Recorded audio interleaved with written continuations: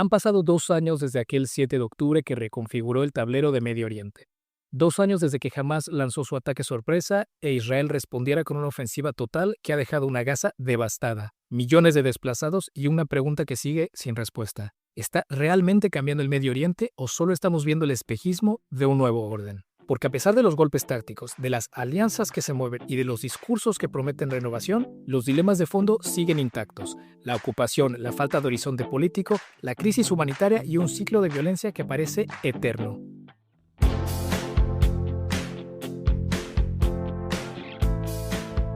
Hola a todos, sean bienvenidos de nuevo a Warrior Diplomacy, este espacio donde tratamos de explorar y contar, analizar lo que ocurre en el mundo de una manera exhaustiva cada semana. Soy Fabio Almada desde Bruselas una vez más y como siempre me acompaña Laura Colomé, nuestra analista en jefe sobre el Medio Oriente, para ayudarnos a desentrañar qué hay realmente detrás de esta aparente transformación de la región. Laura, ¿qué tal todo? ¿Cómo estás? Hola, ¿qué tal? Un placer volver a estar aquí. Igualmente, Laura, el gusto es nuestro. De verdad que cada vez que comentamos este tema es muchísimo lo que aprendo de ti, así que el gusto es mío. Y también tenemos el privilegio de darle la bienvenida a una de nuestras nuevas integrantes del proyecto del podcast, Valeria Rodríguez Quesada, internacionalista con especialización en género en el Medio Oriente, a quien van a ver mucho más seguido también en nuestras redes sociales, pero también aquí de vez en cuando en nuestro podcast. Valeria, ¿qué tal? ¿Cómo estás? ¿Qué tal todo? Súper bien, qué gusto acompañarles y encantada de estar acá por las redes cada vez más presente. ¿Cómo van ustedes? ¿Qué tal? Pues muy bien, Valeria, muchas gracias por la respuesta y aquí andamos. Es un verano intenso con muchos desarrollos y pues claramente Medio Oriente es una de esas regiones que no se han parado, ¿no? Venimos de un par de semanas también analizando pues las Naciones Unidas, la Asamblea General, el discurso de Netanyahu y bueno, mucho de qué hablar hoy. Pero antes de entrar en materia, Valeria y Laura, quería primero agradecer a todos los oyentes que semana a semana nos escuchan, que nos comparten mensajes y pues de verdad decirles gracias por todo lo que nos han apoyado estos últimos meses. El podcast está creciendo muchísimo y es lo que nos ayuda a sentir que estamos pues aportando un poquito nuestro granito de arena a esta comunidad de análisis internacional. Y de verdad que no saben los oyentes cómo nos ayuda, pero cuando nos siguen en redes, cuando nos dejan comentarios o cualquier tipo de valoración en Spotify, Apple Podcast o YouTube, donde sea que nos escuchen, nos ayuda muchísimo a llegar a muchos más oídos y no saben lo mucho que eso nos aporta. Entonces, de verdad que muchas gracias a todos los que han hecho eso estos últimos meses y si todavía no lo has hecho, te lo agradecería mucho. Pero bueno, Laura y Valeria, a lo que venimos. Laura, te paso el micrófono a ti primero porque comentamos la situación en la región hace unos meses. Para dar así rápidamente un par de puntazos de por dónde van las cosas hoy en día, ¿cómo ves este tema de la región? Como comentabas, ahora se cumplirán 2 años desde el inicio de la guerra en Gaza y como veremos más adelante también con Valeria, se está reconfigurando un nuevo Oriente Medio y se están cruzando muchas líneas rojas. Así que así un poco de resumen para nuestros oyentes que puedan tener un mapa mental de la situación actual. Tenemos Gaza, donde Israel está llevando a cabo una operación. Están surgiendo milicias palestinas contrarias a Hamas, pero apoyadas por Israel. Cisjordania, donde se ha aprobado la construcción de más unidades de vivienda para ya terminar con el proyecto de un Estado palestino y dividir Cisjordania. Líbano, donde sigue vigente el alto al fuego, aunque persisten las violaciones israelíes diarias, y donde Estados Unidos ha preparado como un paquete de incentivos a cambio de que Hezbollah acepte renunciar a sus armas. Yemen, donde las tensiones entre los hutis e Israel persisten, y recientemente hemos visto cómo Trump ha propuesto un plan de 21 puntos para el fin de la guerra y el futuro en Gaza. Entonces, bueno, estamos viendo como muchos actores, muchos movimientos y muchos frentes abiertos. Pues sí, Laura, tenemos demasiado que explorar. Es una buena manera de ponernos en escena de todas las actualidades todos los desarrollos que pasaron a lo largo del verano. Estamos en otoño de 2025, como lo dices tú, estamos cumpliendo 2 años de esta nueva fase, de esta nueva etapa del conflicto en la región. Algo que, bueno, hemos visto cómo Israel ha logrado debilitar a adversarios, controlar gran parte de la Franja de Gaza y reforzar muchísimo su influencia regional. Pero yo creo que en este aparente triunfo militar se da en medio de esta devastación humanitaria sin precedentes, tensiones con aliados y un creciente aislamiento internacional. Entonces, con muchísima factura lo que Israel ha desembocado en la región. Y mientras tanto, pues el Medio Oriente sigue vacilando entre estos viejos fantasmas, pero también nuevas amenazas, ¿no? Irán está golpeado, no derrotado, los países del Golfo más activos, pero también muy preocupados. Y vemos a la comunidad internacional que parece tan dividida como el propio terreno.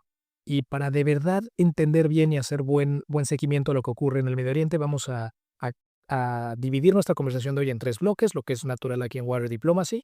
En el bloque uno vamos a tratar de pues, comentar todo esto que parece nuevo, pero que a lo mejor no lo es, dar este repaso de cómo los grandes cambios tácticos esconden viejos patrones de poder y conflicto en Medio Oriente. En un bloque 2 vamos a entrar un poco más a la discusión sobre esta Gaza tan devastada, la guerra, los límites de la fuerza y el gran costo humano de una victoria que ya muchísimos se cuestionan. Y en el bloque 3 vamos a preguntarnos, pues, ¿ahora qué? El futuro político de la región, la erosión de las garantías de la seguridad y el riesgo de que este espejismo se convierta en una tormenta más violenta que la que estamos viendo. Así está la lista de temas hoy. No sé si, Valeria, tú tienes algo más que añadir antes de entrar en materia. No, creo que ustedes vienen relatando bien la situación, nuevos actores, nuevas reconfiguraciones, nuevas tensiones, pero a la vez patrones históricos que no podemos dejar de tomar en cuenta y que nos dicen que cuando analicemos Medio Oriente tenemos que analizarlo con muchos matices y poca simplicidad.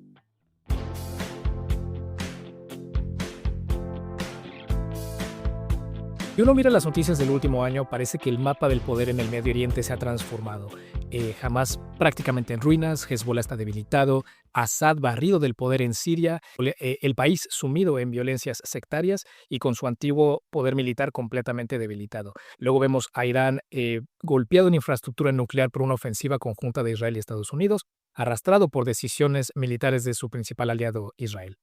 Y aquí también es interesante hablar que tanto Estados Unidos como Rusia, que antes jugaban un papel muy definitorio en la zona, se ha visto como han perdido algo de esta influencia. Pero como tratamos de decir, y la narrativa que tratamos de hablar el día de hoy es cómo los viejos patrones de violencia de poder siguen ahí. Han pasado 2 años desde este horrible ataque sorpresa de Hamas, como venimos diciendo, que ha dado lugar a esta nueva fase tan violenta en la región. Y aunque en verdad el Medio Oriente lleva mucho tiempo donde la violencia es la norma, nos preguntamos qué tanto ha cambiado realmente la situación en estos últimos 2 años. Si estamos viendo un nuevo Medio Oriente o si este nuevo Oriente es súper similar al viejo. Lo que me gustaría que hagamos en este primer bloque es mirar más de cerca estos cambios aparentes desde afuera, ¿no? Puede parecer que los equilibrios de poder se están transformando, pero la realidad sobre el terreno a veces puede decir otra cosa. Valeria, pasándote a ti primero el micrófono, ¿cómo lo ves? ¿Qué percepciones tienes? ¿Crees que realmente estamos frente a un nuevo Medio Oriente o solo vemos estas viejas dinámicas bajo una nueva máscara, un nuevo disfraz? ¿Cómo ves las cosas? Yo lo veo principalmente como una continuidad histórica, sobre todo cuando hablamos de Israel y de lo que sucede en Gaza, forma parte de un proyecto histórico de colonialismo de asentamiento. Lo que vemos es una reconfiguración en cómo se manejan las hostilidades y en estas nuevas líneas rojas que venimos diciendo que han ido trastocándose. Eso sí, también veo algunos cambios y esto es importante mencionarlos. En primer lugar, un Israel que gana cada vez más independencia respecto de los Estados Unidos, un Israel que ha logrado debilitar, pero no eliminar a casi todos sus opositores, que ha logrado su expansión en los altos de Golán sirios, en Cisjordania, en Gaza, sobre todo con este nuevo proyecto de la ocupación de la ciudad de Gaza. Y esto, junto con otros discursos sobre el Gran Israel que ha venido retomando, sobre todo el gobierno de Netanyahu, hace que este Estado vuelva a ser considerado como una amenaza regional. Quizá vemos acá una vuelta a esta idea de un conflicto árabe-israelí y no un conflicto palestino-israelí, en donde otros estados dentro de la región también comienzan a ver a Israel como una amenaza cada vez mayor, como un caballo desbocado que Estados Unidos no ha sido capaz de contener. Vemos también tensiones con el Consejo de Cooperación del Golfo, sobre todo después de los ataques de Israel en Doha hacia altos militares de Hamas. Y vemos entonces un reavivamiento de esta instancia, el Consejo de Cooperación del Golfo, como un aparato de defensa colectiva. Una reacción de los estados del Golfo a esta dependencia histórica y militar en temas de seguridad sobre respecto a los Estados Unidos. Ahora estos estados también como parte de una tendencia que ya venían dándose cuenta los últimos años, pero que sobre todo los últimos 2 o 3 años ha sido más evidente, buscan desarrollar sus propias capacidades domésticas con sistemas de defensa antiaéreos y capacidades de respuesta no dependientes de los Estados Unidos. Vemos un Arabia Saudí cada vez entonces más independiente y buscando nuevas alianzas, incluso con actores extrarregionales, como es el caso de Pakistán, como es el caso de su alianza de largo plazo con China. Y vemos un eje de resistencia mucho más debilitado que, sin embargo, no es capaz de ser eliminado porque funciona como una red resiliente y con capacidad de reinventarse cada vez que Israel busca esta estrategia de decapitación, una estrategia desde arriba que no necesariamente toca sus bases en distintos países y desde un plano sobre todo ideológico, que es ahí donde Israel está perdiendo especialmente esta guerra. Pues totalmente de acuerdo contigo, Valeria, y con tu análisis. Es lo que muy bien has analizado. Son estos viejos patrones que estamos viendo, que se están desarrollando también yo creo que podríamos decir, ¿no? En un nuevo tablero de juegos donde estas líneas rojas se están cruzando, pero también se están tanteando, porque para mi opinión Israel también está en este punto ahora mismo con el proyecto del Gran Israel y con esta expansión tanteante, porque ve tampoco que no tiene ninguna oposición de frente. Ya veremos si el Consejo de Cooperación del Golfo o hay una unidad de los países árabes y le puede hacer frente, pero en estos 2 años no hemos visto una respuesta efectiva por parte de los vecinos regionales, pero tampoco de Estados Unidos, que normalmente había sido el garante en ese aspecto de poner un poco de freno a estas ideas expansionistas de Israel. Entonces, en ese aspecto sí que estamos como en un momento nuevo donde todo es posible y a ver cómo se termina de desarrollar y si hay algún actor que pueda hacer un poco de freno. Aquí yo lo que añadiría es como han pasado 2 años, cada mes parece como Israel, como Netanyahu hace una cosa todavía más peligrosa, eleva un poco más la presión en cada uno de los frentes que maneja, y brutal lo que dices, Laura, brutal como Estados Unidos, que siempre ha sido un actor que le apoya, pero también trata de poner un poco de freno, cada vez se ve con menos poder, ¿no? Y me gustaría preguntarles a las 2, tú, Valeria, si lo sabes, en estos últimos ataques que Israel ha hecho o cómo ha conducido su política. No sé cuál es tu impresión. ¿Crees que de verdad ese sea Netanyahu movilizando las cosas, inclusive antes de comentarle a Estados Unidos tal? ¿Crees que sí hay una cierta colusión ahí de una u otra manera? ¿O es ya un Israel desembocado? Eso es justamente lo que nos viene diciendo Netanyahu. Él viene mofándose de que actúa cada vez con una mayor independencia. De hecho, recientemente en una entrevista en hebreo con I24 TV, hablaba de que él actuaba sin la aprobación de los Estados Unidos, de que los estadounidenses no fueron informados sobre los atentados terroristas con buscapersonas en el Líbano, de que tampoco informaron a Estados Unidos del asesinato de Sayed Hassan Nasrallah ni la invasión de Siria, y que incluso Israel habría atacado a Irán sin la aprobación estadounidense. Y especialmente esto se volvió un tema relevante con los ataques en Doha. La pregunta de si Estados Unidos fue informado o no, porque en caso de haber sido informado, eso implicó que Estados Unidos fue incapaz de prevenir un ataque contra su principal aliado en el Golfo. Y en caso de no ser informado, también es una preocupación porque nos habla de que de que Estados Unidos no tiene capacidad de contener a Israel. Entonces, al menos lo que se informa desde las fuentes oficiales y los aparatos de inteligencia es que estos ataques hacia Doha no fueron interceptados porque las alarmas en Doha y en la base militar estadounidense en Qatar van sobre todo hacia Irán. Entonces no se considera a Israel como una amenaza y por ende fue un ataque que pasó desapercibido y del que Estados Unidos no se dio cuenta en su momento debido, lo cual por supuesto también termina siendo una preocupación para los estados del Golfo porque habla de que esa garantía de seguridad que vienen negociando con los Estados Unidos, especialmente desde la Guerra del Golfo, pero además muchísimo antes, con los pactos entre petróleo a cambio de seguridad, sobre todo con Arabia Saudí, le plantea a estos estados la pregunta de ¿son suficientes estas garantías estadounidenses? Y si no lo son, de qué manera podemos garantizar nuestra propia seguridad y nuestra propia defensa sin depender de una alianza que en estos momentos no parece bilateral o no parece transaccional realmente, sino que los estados del Golfo se empiezan a preguntar, ¿estamos perdiendo más de lo que entregamos en este momento? Y también añadiendo que Trump recientemente ha anunciado o ha filtrado que está muy descontento con Netanyahu, que no lo está pudiendo controlar, que se está como escapando de las manos y, como bien comentabas, en detrimento de sus propios intereses en la región. Entonces estamos viendo cómo esta relación, que era un statu quo imperante, se está tensando y tensando con todos los intereses, como bien comentabas, en el Golfo mismo. Y bueno, veremos. Claro, y especialmente con una opinión pública estadounidense que le demanda a Trump un retiro del Medio Oriente o al menos un cese en las intervenciones directas. Por supuesto, acá nos trae un nuevo dilema, y es qué va a hacer Trump para responderle a sus votantes y a la opinión pública estadounidense cada vez más en contra del Estado de Israel. No, es claro, Valeria, y aparte creo que estamos grabando una semana previa que este episodio salga, pero hoy, en estos días, va a haber una reunión en la Casa Blanca con Netanyahu, y bueno, estoy seguro que una que otra noticia adicional saldrá, eh, a la cual deberemos reaccionar en redes en los siguientes días, pero es que otro factor bien interesante es cómo los centros de gravedad en el mundo árabe se están desplazando a estos países del Golfo, ¿no? Como antes Egipto y Siria, que eran estos viejos actores centrales, cada vez más pierden peso frente a Arabia Saudita y a los otros estados ricos del Golfo.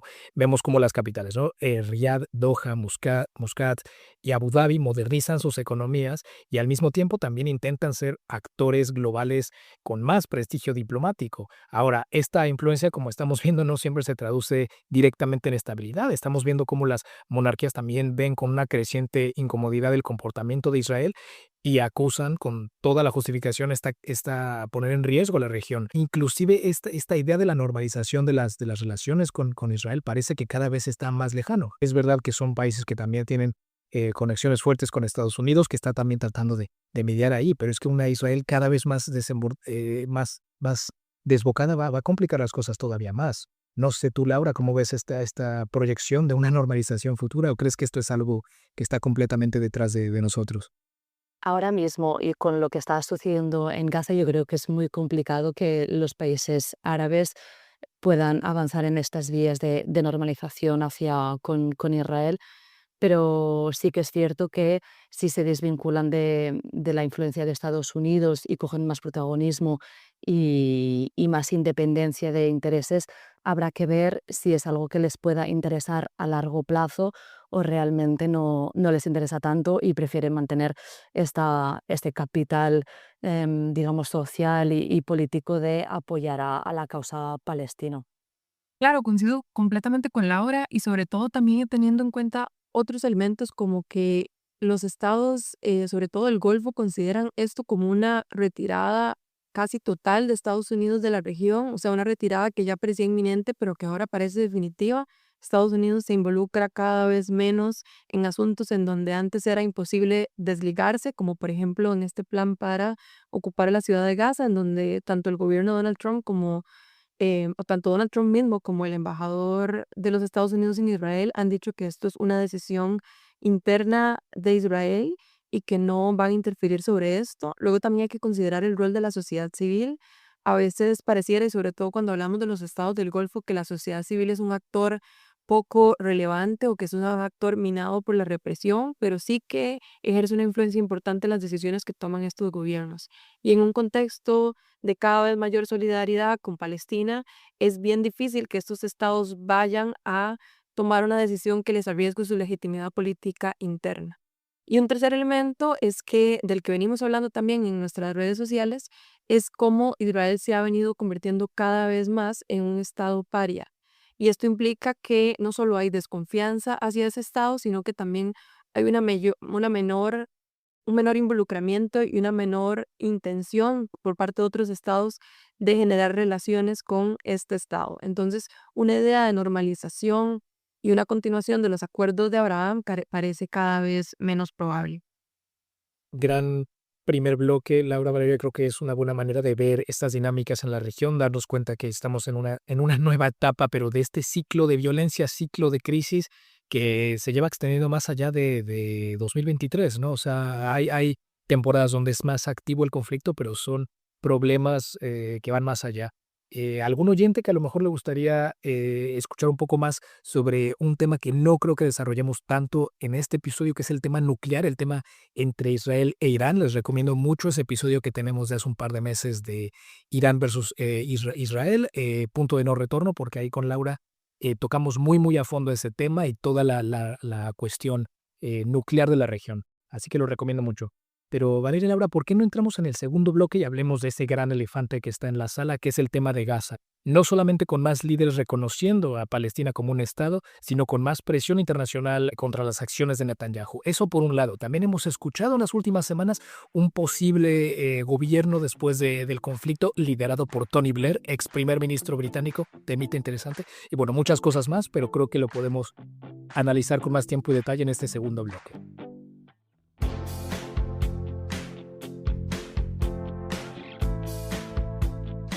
Gaza es hoy en día el epicentro del desastre en la región. Las calles que alguna vez estaban llenas de vida ahora son ruinas, los hospitales cementerios improvisados y la población rehén del hambre y del bloqueo. Ahora, Israel ha logrado que lo que parecía imposible ocurra, desmantelar casi por completo a Hamas, pero al hacerlo ha cruzado todas las líneas habidas y por haber, las de la proporcionalidad, las del derecho internacional y las humanitarias. Y en estos 2 años, Israel no solamente ha cambiado esta estrategia, la ha llevado al extremo, desde ataques selectivos en el extranjero, como hemos comentado en el caso de Doha, hasta el uso del hambre como un arma de guerra, pasando por operaciones en territorios también considerados intocables. Ahora, lo que antes eran límites claros, las llamadas líneas rojas, hoy parece que se desdibujan por completo. Laura, pasando ahora a ti el micrófono primero, ¿cómo interpretas este giro? ¿Crees que vemos el reflejo de una nueva doctrina de seguridad y de reacción de Israel? ¿O crees que es el síntoma de que este país está perdiendo todos los límites de contención?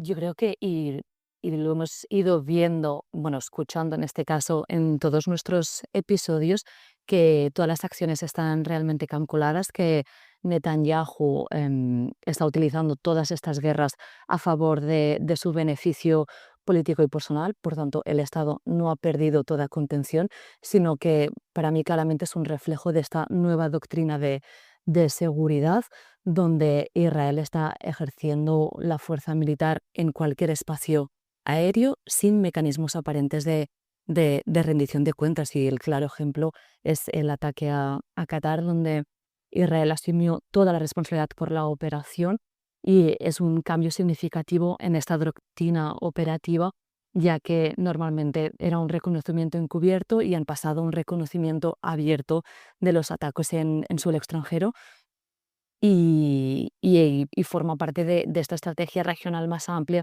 de el proyecto de este gran Israel que el gobierno de coalición de Netanyahu está impulsando y el propio Netanyahu ha anunciado el establecimiento de este nuevo Medio Oriente israelí, donde cualquier partido o Estado que represente una amenaza para Israel estará sujeto a ataques sin ninguna consideración por el rechazo internacional, que, como bien hemos analizado anteriormente, tampoco hay esta respuesta o este freno por parte de Estados Unidos o de los países árabes. Entonces vemos este nuevo orden regional basado un poco en la supremacía militar israelí, en lugar de lo que anteriormente estábamos viendo, que era este consenso diplomático o el derecho internacional.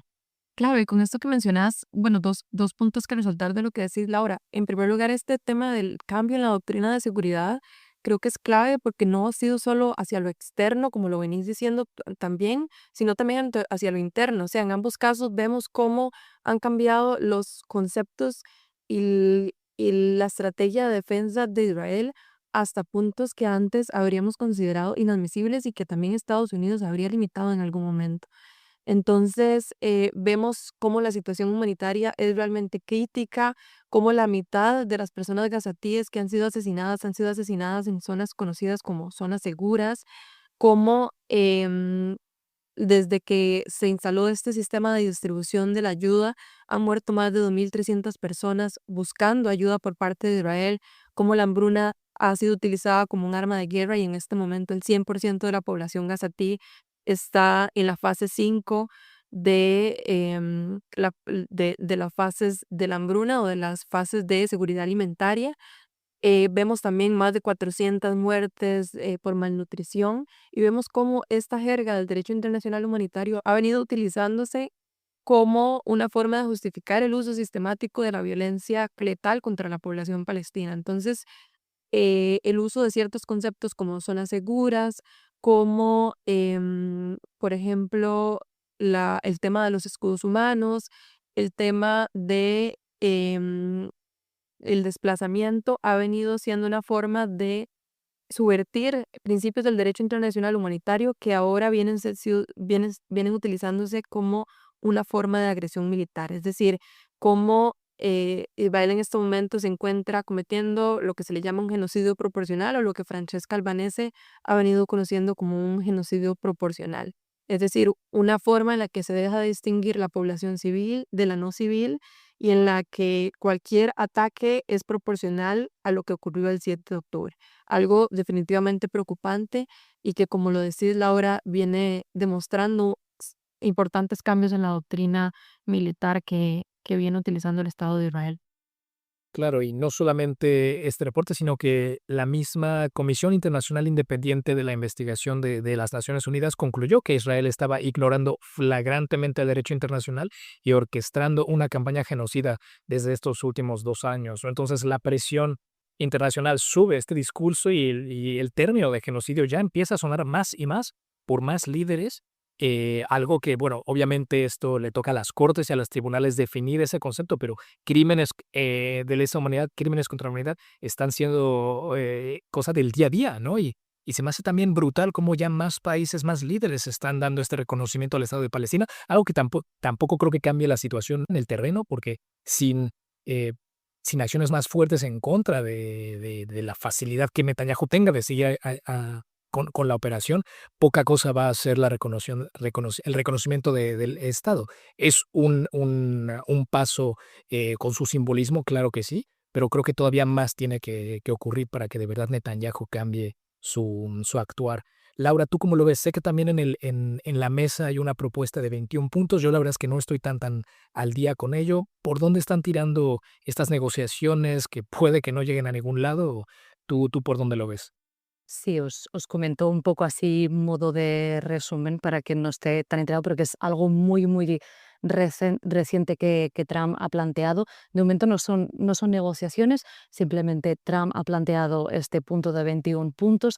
La iniciativa fue vista por Emiratos Árabes Unidos, Arabia Saudita, Qatar, Egipto, Jordania, Turquía, Pakistán, Indonesia, aprovechando un poco que estaban en la Asamblea General de la ONU. Como bien comentabas, es un plan que Tony Blair está involucrado, pero también está Kushner y es el yerno de Trump. Y es un plan que prevé un alto fuego permanente en Gaza, la liberación de los rehenes de manera inmediata y una retirada de Israel, así como una afluencia de la ayuda humanitaria. En este plan se prevé un poco el gobierno para Gaza, que excluye a Hamas, pero en un primer momento también está excluida la autoridad palestina, ya que consideran que tiene que haber una reforma previa antes de que puedan coger las riendas de la ciudad. Entonces, en este inciso se crearía lo que denominan la Autoridad Internacional de Transición de Gaza, que aquí sí estaría liderada por Tony Blair, y sería un poco a través de mandato de la ONU, recordando un poco, yo creo, a lo que ya se hizo con el establecimiento cuando se creó el Estado de Israel. Un poco sería este el modelo para hacer un, un paralelismo. Entonces, yo aquí sí que veo conflictivo el hecho de que Israel ha prometido eliminar a Hamas y es un punto innegociable para ellos, así como su desarme. De momento, esta propuesta no la tiene en cuenta. Sí que uno de los puntos más importantes a resaltar es que sí que recoge que la población de Gaza tiene derecho a quedarse en el territorio, no se va a desplazar, y aquellos que hayan ido, se quieran ir, luego van a tener el derecho de volver, y se plantean más más puntos en relación de la reconstrucción, todo muy vagamente, no entra en mucho detalles, es un marco de referencia. Como bien mencionábamos, Trump aprovechará la reunión con Netanyahu para presentar este plan. Increíble que el ex primer ministro Tony Blair regrese a los titulares internacionales de esta manera, ¿no? Yo lo leí el otro día y juraba que era desinformación o un meme, pero es verdad y es un punto que está ahí en la mesa. Lo que vemos en Gaza no es aislado, cada acción, cada línea cruzada por Israel genera más ondas que se van sintiendo en el resto del Medio Oriente, en el resto del mundo, ¿no? Desde el Golfo hasta Siria, hasta Líbano y todavía más allá. Yo creo que es hora de pasar a nuestro tercer bloque y mirar a este efecto dominó que todas estas decisiones tienen sobre la región, ¿no? Y ver cómo los demás actores reaccionan ante un Israel que parece cada vez más desbocado.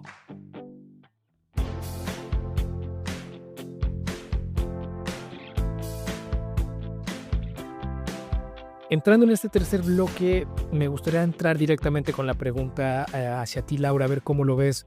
¿Cómo crees que está afectando la actual política y la ofensiva que estamos viendo en Gaza a la estabilidad regional en Medio Oriente? ¿Crees que estamos viendo movimientos que están generando nuevas alianzas y tensiones, recalibraciones en los distintos actores de la región o volvemos a lo mismo, más de los mismos ciclos de poder?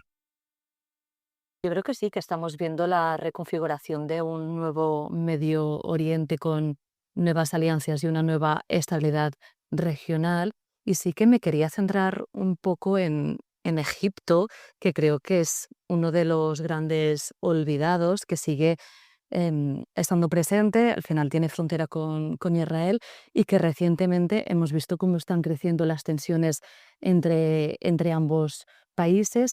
Egipto en un primer momento sí que no tan abiertamente se había atrevido a criticar la guerra y las acciones de Israel, pero ahora sí que estamos viendo esta intensificación, está denunciando que el ejército Israel está poniendo trabas a la entrada de la ayuda humanitaria. También estamos viendo cómo hay un despliegue de más tropas en el Sinaí, a raíz también de este anuncio de que iban a expulsar, de Israel que iba a expulsar a la población en Rafah, un poco para forzar este éxodo, ¿no? de palestinos hacia el Sinaí, cosa que Egipto ya ha dicho que no va a permitir, que es una cuestión de seguridad nacional, pero es que a su vez Israel está amenazando con congelar un acuerdo de gas multimillonario con Egipto, un acuerdo que sería muy ventajoso a la situación económica que está atravesando el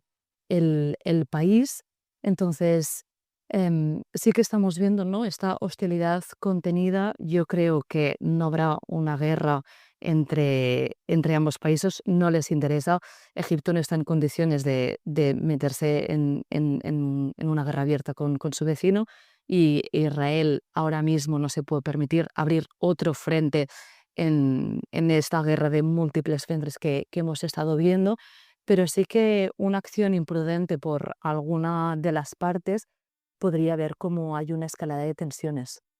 Claro, totalmente. Y en esta guerra de múltiples frentes que nos habla Laura, a mí me parece que uno de los fallos estratégicos más importantes de las semanas recientes fue este ataque en contra de Qatar, que no solo implicó un claro respaldo internacional a una nación que ha fungido como mediadora en distintos conflictos y que además tiene una fuerza diplomática internacional bastante importante, pero que además este fallo táctico, que en realidad era una ganancia muy pequeña, terminó en un fallo estratégico de largo alcance, puesto que implicó un replanteamiento de esta doctrina de seguridad que mantienen o que venía manteniendo los estados del Golfo. Arabia Saudí ya desde su plan Visión 2030 o 2030 venía hablando de que quería cambiar su base de consumo y de producción de armamento militar, de un 2% al 50% del gasto de defensa invertido en el reino, o sea,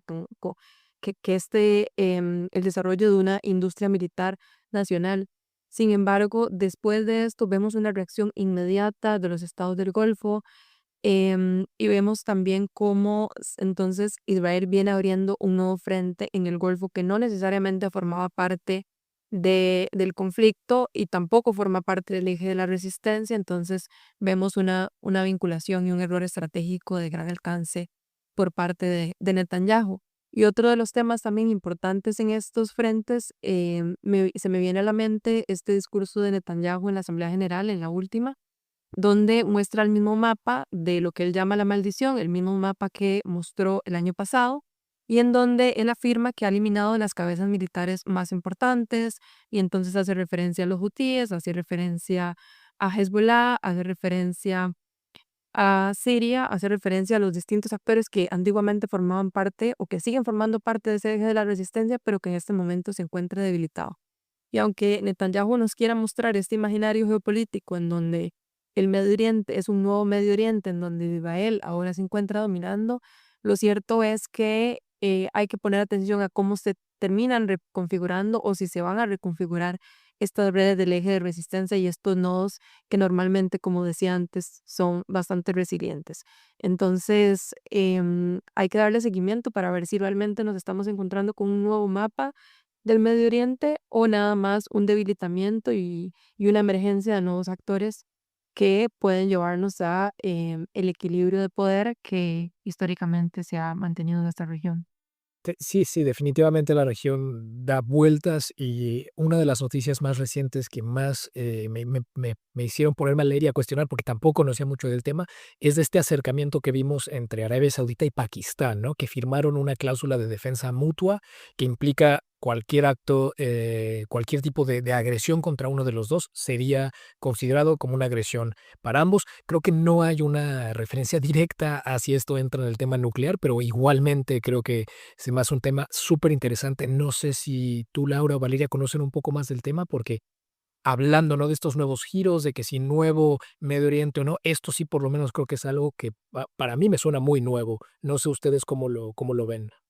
Tanto Arabia Saudí como Pakistán firmaron un acuerdo estratégico de defensa mutua. Esto después de una visita de el representante de Pakistán, Mohammed Shehbaz Sharif, a Arabia Saudí. Y en este acuerdo, ambas partes acordaron que cualquier acto de agresión contra uno de los dos países será considerado una agresión contra ambos. Es decir, es una cláusula de defensa mutua en la que un país se dispone a involucrarse en caso de agresión a otro. Ahora bien, existen distintas declaraciones sobre si el tema nuclear está o no incluido. La primera declaración de Pakistán fue que lo estaba, pero horas después desmintieron esta información. Y por otro lado, Arabia Saudí insiste en que se trata de una sombrilla nuclear. Ahora bien, lo que es interesante de este acuerdo es que sería, en caso de que realmente esté involucrado el tema nuclear, sería la primera vez que un estado que está fuera de los 5 estados del Consejo de Seguridad que podrían tener armas nucleares según el Tratado de No Proliferación, extiende esa disuasión a otro país. Y bueno, también los analistas nos dicen, esto es un acuerdo que definitivamente no pudo haber sido firmado en una semana, o sea, no puede ser una reacción directa a los ataques hacia Doha. Esto probablemente se venía pactando hace rato, pero el timing sí que es importante y sí que se pudo haber acelerado, por ejemplo, el lanzamiento de este acuerdo que quizá desde hace ya bastante tiempo se venía negociando. Y esto lo que nos refleja una vez más es cómo Arabia Saudí viene buscando esta independencia en la defensa y en su seguridad colectiva respecto de los Estados Unidos, apostando por otros frentes. Es quizá una advertencia, una respuesta hacia los Estados Unidos ante una relación bilateral que ya no parece transaccional y que apunta hacia ciertas debilidades. Entonces, creo yo que este acuerdo es más un mensaje hacia los Estados Unidos que hacia Irán o a Israel, pero sí que también es una respuesta a, por supuesto, el armamento nuclear israelí e iraní. Entonces, bueno, es una forma de disuasión nuclear, pero sobre todo para mí un mensaje hacia los actores extrarregionales y su involucramiento. Yo por mi parte sí que veo que también puede ser una disuasión a nivel regional, no tanto para que Arabia Saudí vaya a firmar los acuerdos de Abraham, como hemos comentado, sino un poco para recuperar esta posición de fuerza y ponerse como un actor más encima de la mesa, obviamente desvinculándose de Estados Unidos, totalmente de acuerdo con tu análisis, pero también, ¿por qué no?, para mover un poco estas piezas del tablero, que ahora parece que todo está cambiante y vemos una región de por qué no pueden suceder estas cosas, ¿no? Estamos viendo muchas líneas rojas cruzadas, muchas acciones o alianzas que están cambiando y por qué no un cambio en estas dinámicas también. Por supuesto, por supuesto. No, creo que tocamos de verdad demasiados diferentes ángulos de esta región, de toda la problemática que vemos. Es claro que el tablero militar y político muestra bastantes cambios aparentes, como hemos explicado, ¿no? A más debilitado, Netanyahu marcando esta agenda expansionista y más actores tratando de jugar a medias, ¿no? Con estas dinámicas, pues fundamentales, ¿no? Siguiendo la misma. Y es interesante cómo vemos conflictos no resueltos, represión sistemática, crisis humanitaria que continúa y Gaza sigue estando pues dolorosamente en el centro de todo esto con decenas y quizás cientos de miles de víctimas. Y es interesante, ¿no? Creo que lo tocamos hoy a lo largo del episodio, este nuevo Medio Oriente pues se sigue enfrentando a estos viejos dilemas, ¿no? La región sigue atrapada en esta violencia, diplomacia fallida y búsqueda de la paz que por ahora yo creo que parece bien lejana como siempre. Entonces vemos un estilo de nuevo viejo o viejo nuevo Medio Oriente, ¿no? Sí empezamos a ver cosas que están cambiando, se están moviendo, pero no deja de romper al 100% con lo que hemos estado viendo las últimas décadas, ¿no? Y pues a lo mejor más para mal que para bien. Eh, Chicas, después de repasar todo lo que hemos visto hoy, ¿cuál ustedes dirían que es la principal conclusión que podríamos sacarle a este episodio y cómo creen que vamos a seguir viendo la región para lo que nos queda de 2025? Yo lo resumiría quizá en tres conclusiones. La primera, que Medio Oriente sigue siendo un centro de la confrontación política global. La segunda, que las líneas rojas se han venido cruzando, como hemos venido diciendo, lo que antes dábamos por sentado, hoy se pone en tela de duda, lo inaceptable ahora se negocia, el derecho internacional sufre uno de sus mayores golpes. Gaza es un espejo, y quizá por eso el nombre de este capítulo. Gaza es un espejo de que los avances que hemos logrado como humanidad en el último siglo parecen ser solo performativos y que la verdadera base de poder no ha sido trastocada. Y en tercer lugar, mi tercera conclusión es que este espejismo es también un reflejo de la crisis del multilateralismo actual y que Gaza es el ejemplo quizá más evidente de cómo ese multilateralismo está en crisis y cómo volvemos a un sistema internacional en que los actores internacionales priorizan el uso de la fuerza antes que la negociación política. Y mi conclusión es un poco lo que hemos ido viendo, ¿no? Esta pregunta que nos hacemos todo de realmente es un nuevo Medio Oriente o es un viejo Medio Oriente que está un poco ahora resiliente y está un poco a la espera. Entonces yo creo que veremos, ¿no? Cómo suceden los acontecimientos lo que queda de este año para poder ver si realmente hay este cambio en la región o no, o simplemente persiste y sigue aguantando las viejas alianzas y el viejo Oriente Medio y cómo fluctúa. El panorama seguirá cambiando lo que nos queda de año, eso sin duda. Aquí ya estaremos en War Diplomacy tratando de seguir dándole cobertura y bueno, este es uno de varios episodios que tenemos sobre la región. Nos encantaría poder cada semana tocar el tema. Claramente hay más cosas que tocamos en el podcast, otras regiones, pero sin duda estaremos bien al tanto en redes sociales. A lo mejor ven un poco más el rostro de Valeria que el de los demás del equipo, pero muchísimas gracias a las dos de verdad por su tiempo, por su análisis y por ayudarnos a tener más perspectivas sobre un tema que es tan complicado y pues tan doloroso de tocar, tan sensible de tocar, ¿no? Que es lo que estamos viendo no solamente en Gaza, pero en la región como tal. Y nada, Laura, Valeria, de verdad ha sido un gran privilegio. He aprendido mucho como cada conversación que tengo con las dos. Gracias a ustedes, Fabio y Laura, también aprendí montones y bueno, igual súper atentos y atentas a lo que nos quiera comentar la audiencia, ya sea en los comentarios en Spotify, en Instagram o en todas nuestras redes sociales. Estamos súper atentos y atentas y nos encantaría saber sus opiniones sobre este episodio.